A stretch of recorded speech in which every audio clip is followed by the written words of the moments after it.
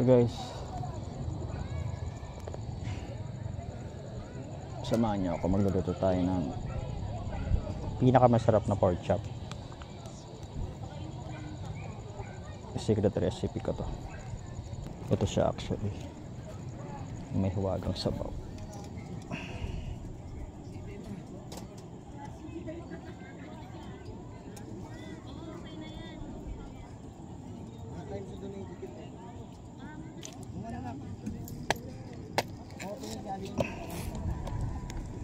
Biyakay natin itong ano.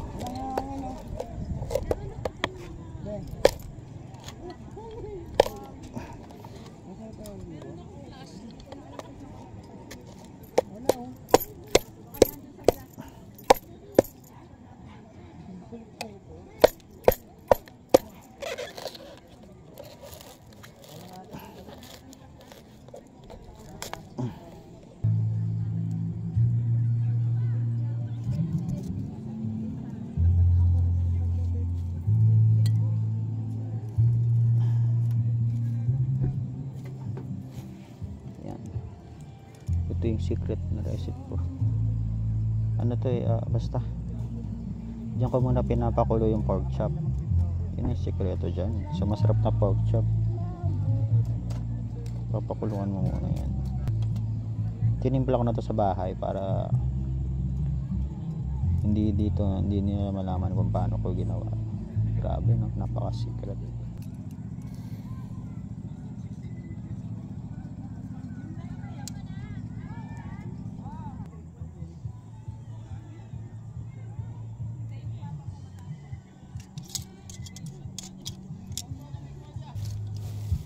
May hotdog pa pala rito.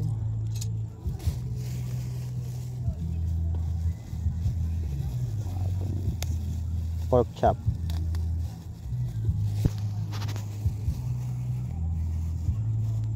Sabay-sabay na yan dyan.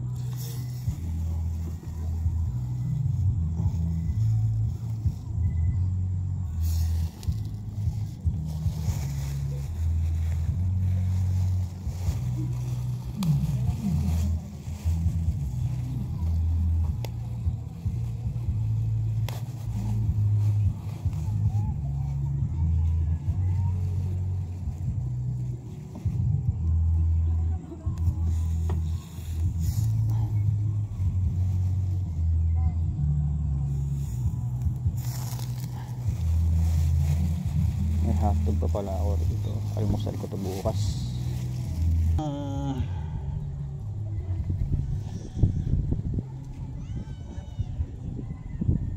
Yun, hindi na tayo mahirapan magpaypay. Isa rin pala sa sekreto sa kung gusto mo bang mabilis yung pagsiga, hanapin mo muna yung flow ng hangin kung saan papunta. Tapos dun ka mag open, dun ka mag ano. Pero kahit saan naman, pero mas mabilis ka. Hindi ka na problema sa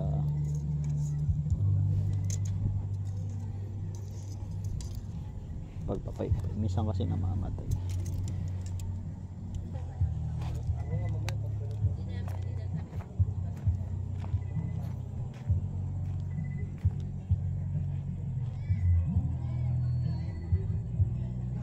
Kitang-kita.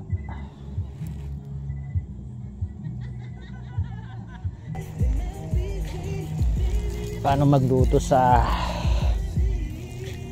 portable griller ko? Kita nyo ba? Lapit tayo. Yan.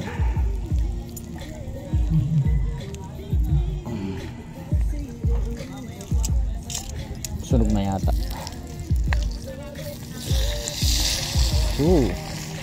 Sarap. Ito yung kaninang pinakuluan ko sa mahiwagang sabaw.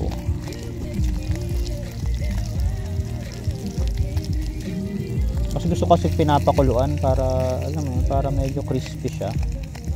Kasi pag hindi mo pinakuluan, diretso mo niluto, para siyang masyadong alam mo, parang hindi siya basta kanya-kanyang trip yan. Pag nagluluto dito sa apoy, medyo katulad nito, hindi mo na maalis tong kahoy na to, no? So medyo alalay lang sa baka masunog naman. Pwede namang alisin kaso nanghihinayang ako sa baga eh. Kaya okay lang yan. Babantayan na lang natin tong karne. Ito, kanina pinakuluan ko guys. Sarap po. Ito yung kanina pinapakuluan ko. Kita nyo ba? Yan.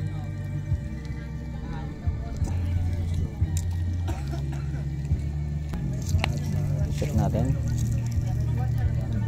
Yun, katulad yun, ang bilis lang, di ba? Kasi malakas yung apoy. Merong part na hindi naluto. Hindi na natin. Dapat luto lang.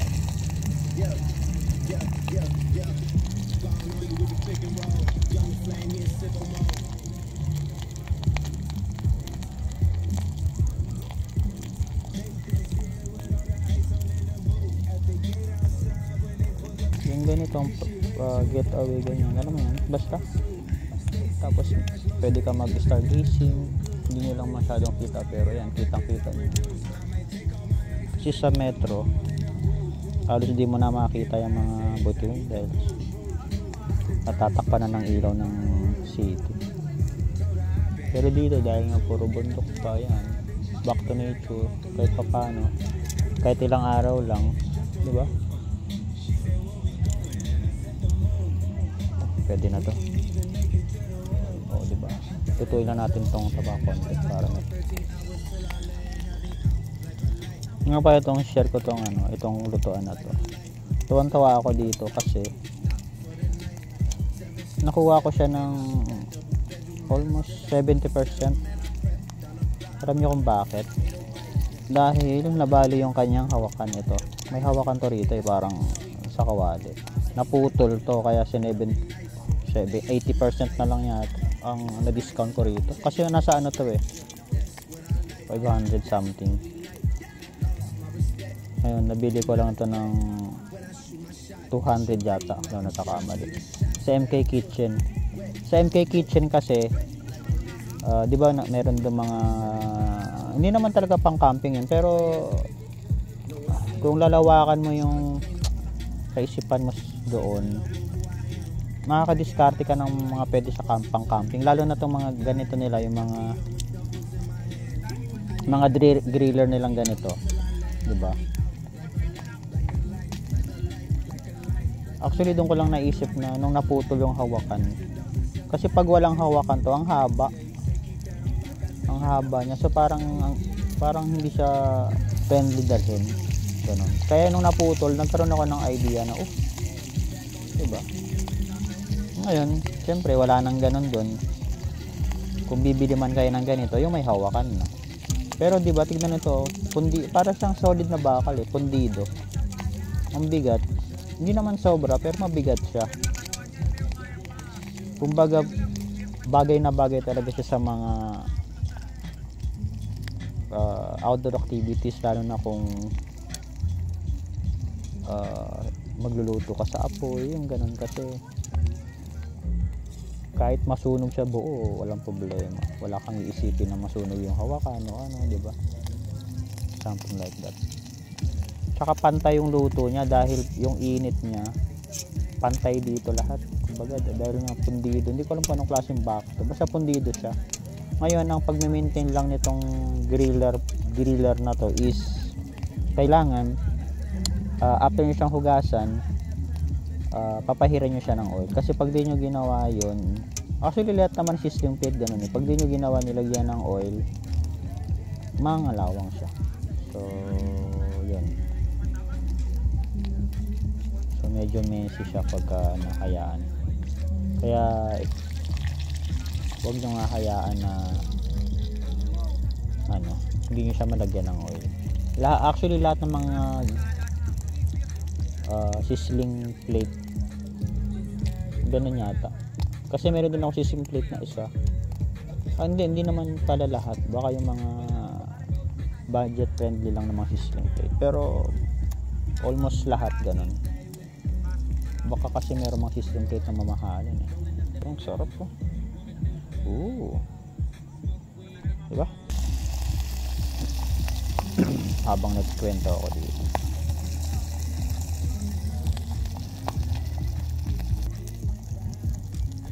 saktong sakto siya, parang para talaga siya dito, di ba? Pag nakita nyo, para talaga siya dyan, saktong sakto,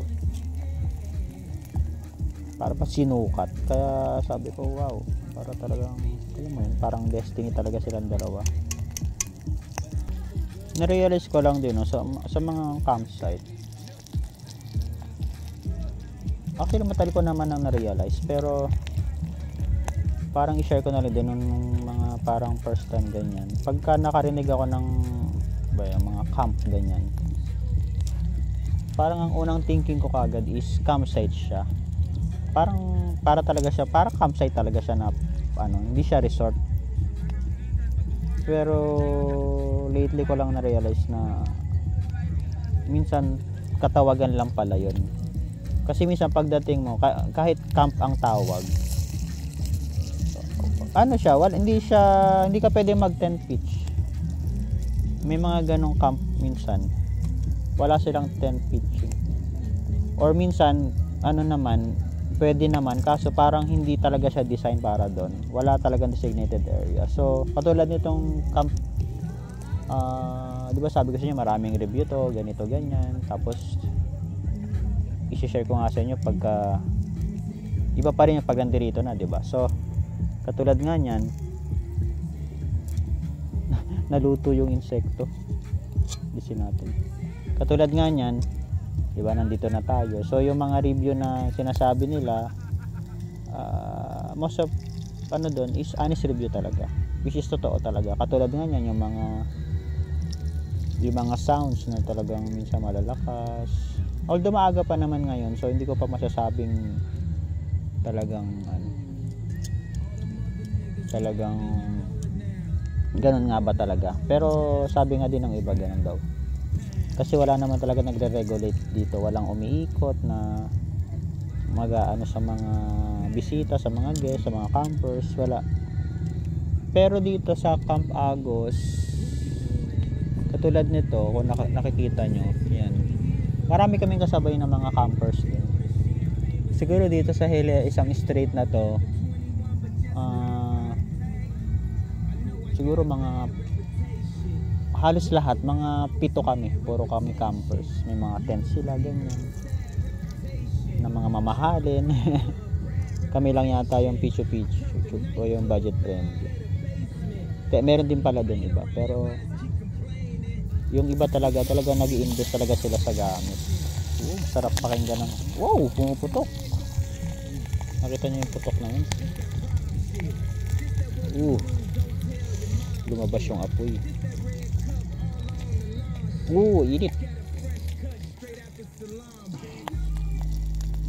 Kaya nga pala, pagka mag-outdoor activities kayo, dati yung tong ko, ito yung tong, maikli lang to, parang mga isang dangkal lang.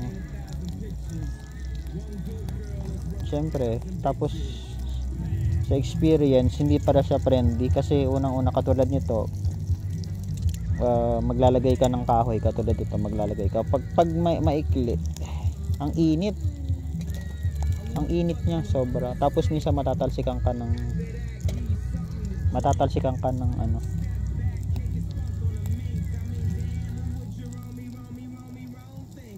parang solid na kahoy ito,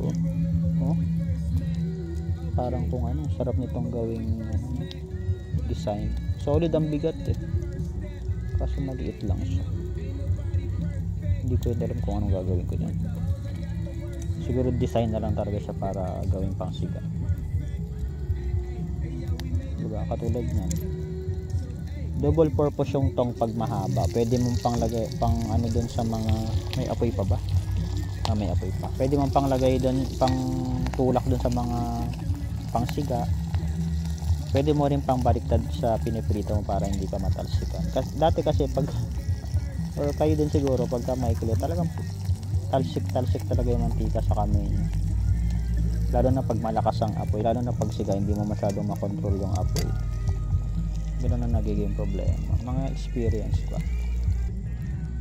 Ang laking bagay na may portable griller na nakaangat sa lupa.